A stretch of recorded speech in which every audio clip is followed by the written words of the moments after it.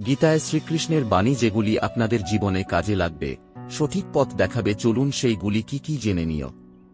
গীতায় শ্রীকৃষ্ণ অর্জুনকে সবরকম আসক্তি থেকে মুক্ত হওয়ার পরামর্শ দেন।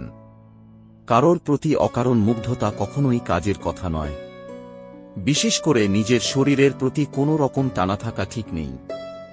এই নশ্বর দেহ একদিন পঞ্চভূতে বিলীন করে যাবে। তাই শরীরের প্রতি কোনো রকম মোহ মায়া রাখবেন না।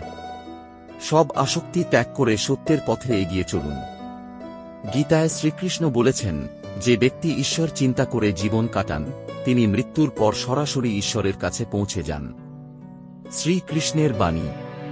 1.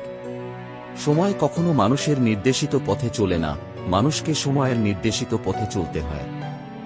2.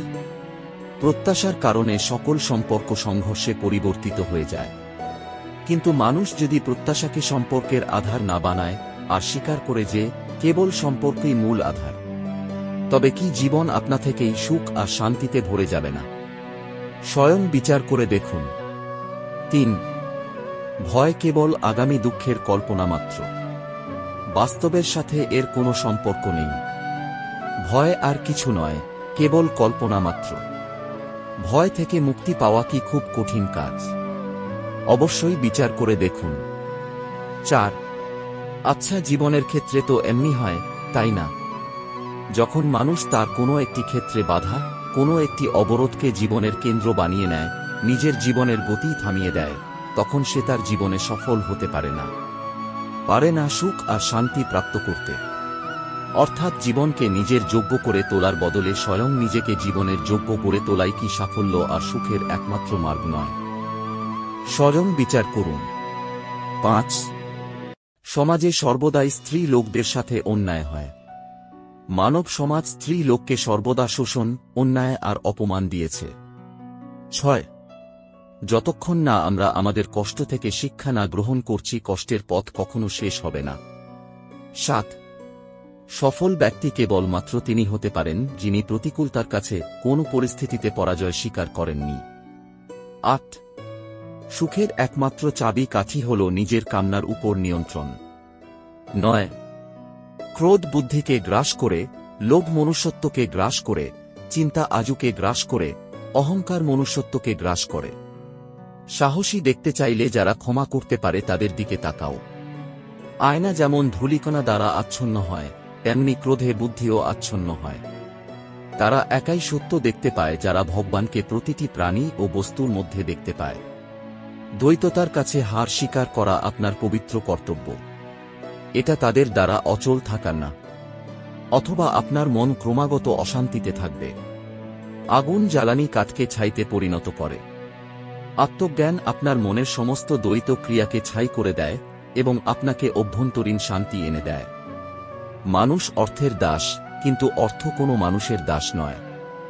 আপনার যখন মনে হবে আপনার সবকিছু হারিয়ে গেছে, কিন্তু তখনও আপনি কৃষ্ণকে পাবেন, জীবনে লক্ষ্য স্থির রাখা আবশ্যক, কারণ লক্ষ্যহীন জীবন মানুষকে ভুল পথে চালিত করে।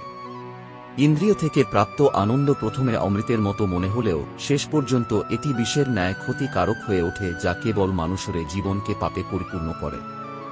মনের স্থিরতার জন্য শান্তি, ভদ্রতা, নীরবতা, আত্মসংযম এবং পবিত্রতা শিক্ষা গ্রহণ করা আবশ্যক। লোভ, ক্রোধ, হিংসা হল মানুষের প্রধান শত্রু, যা নিজের অজান্তে জীবনে সবচেয়ে বেশি মূল্যবান জিনিস সময়ের ক্ষতি করে, কারণ সময় হল পরম ক্ষমতাবান, যা কারোর জন্য থেমে থাকে না। সর্বদা মনে রাখবে, জীবনে যত কঠিন পরিস্থিতি মধ্যে দিয়ে যাবে তোমার ব্যক্তিত্ব ততই প্রখর হবে। বিবেক ও বুদ্ধি হল মানুষের পরম সম্পদ, যা সঠিক সময় জীবনে সঠিক দিশা বেছে নিতে সাহায্য করে। প্রজ্বলিত অগ্নি যেমন জ্বালানি কাঠকে ছাইতে পরিণত করে, ঠিক একইভাবে আমাদের জ্ঞান আলো আমাদের মনের মধ্যে থাকা আত্ম অহংকারকে ছাইতে পরিণত করে। যে ব্যক্তির মন তার শত্রু এবং বন্ধুদের মধ্যে সম্পূর্ণ ভেদাভেদহীন, কেবলমাত্র তিনি পরম শান্তির অধিকারী। মানুষের মনের উপর পূর্ণ নিয়ন্ত্রণ থাকলে সেই স্থিতিতে মনকে বলা হয় আমাদের পরম বন্ধু। ঠিক এইভাবে মনের উপর যদি নিয়ন্ত্রণ না থাকে, তবে সেই স্থিতিতে মন হয়ে ওঠে আমাদের পরম শত্রু। সধ্বংস এবং নরকের তিনটি দরজা রয়েছে: কাম, ক্রোধ ও লোভ। একজন মানুষ তার বিশ্বাস দ্বারা তৈরি হয়। যেমন সে বিশ্বাস করে তাই সে হয়ে যায়। আনন্দের মূল চাবিকাঠি হল ইচ্ছা হ্রাস। ঈশ্বর আপনার মঙ্গল করুন। আজকে এখানে শেষ করলাম। আপনাকে অসংখ্য ধন্যবাদ আপনার মূল্যবান সময়টুকু আমাদের দেওয়ার জন্য। আপনাদের যদি এই ভিডিওটি ভালো লেগে থাকে তাহলে আপনি আপনার বন্ধু ও আপনার পরিচিত মানুষের সাথে শেয়ার করতে পারেন। এরকম আরও ভিডিও পেতে হলে চ্যানেলটি সাবস্ক্রাইব করুন।